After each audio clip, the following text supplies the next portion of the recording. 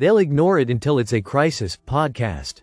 Listen to the full version on the official dinarreport.com website and become our supporter on Patreon. Notes from the field by James Hickman, Simon Black, June 5, 2025. Think for a moment about how many times something has been whipped up into a national issue by either the big legacy media or prominent politicians. The public has been subjected to what they call a national conversation about everything from transgender bathrooms to Confederate monuments to abortion rights to climate change. Many of these issues only affect a few people, sometimes more, but not once have these same media or political personalities elevated the one issue that could deeply and adversely impact hundreds of millions of people over the next few years. I'm talking about the US national debt and its runaway trajectory that could easily become a major financial crisis in a few years. The impact crater for a US debt crisis is gargantuan. 350 million people in the US would have their lives turned upside down. Dozens of countries who rely on the US financial system would suffer tremendous pain. Billions of people would be affected, yet there's hardly a word about it. Far more ink has been spilled debating who should use which bathroom. It's crazy when you think about it. Many of those same people who should be elevating this issue are now complaining that Elon Musk did a complete 180 because he thinks the $2 trillion projected deficit from the new tax spending bill is an abomination. I don't see how this is a 180. Before, during, and after the election, Elon has been laser focused on personally trying to fix America's biggest threat, the ticking debt time bomb.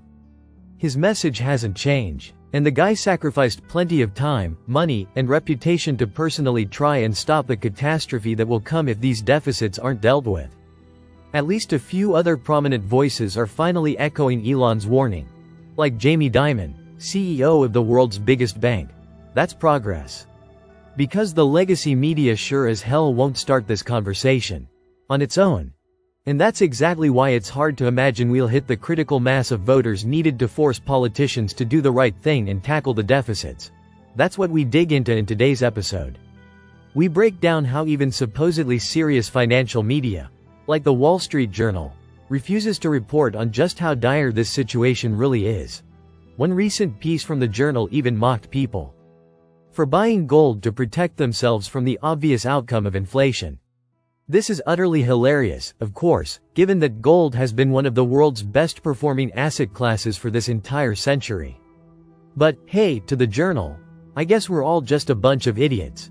Today's podcast also covers how everyone loves spending cuts until you threaten their sacred cow, like taxpayer-funded Sesame Street. What runaway interest costs mean for your future, and to the future of the US dollar. Why politicians won't act until there's a full-blown crisis, and what that will probably look like. That the debt problem is solvable, and why JP Morgan Chase CEO Jamie Dimon agrees with the solution we've been saying all along. Why slashing regulations needs to be part of that solution. Why strategic assets like gold, silver, uranium, and platinum are now more important than ever. Listen to the full version on the official dinarreport.com website and become our supporter on Patreon. Source: Dinar Recaps.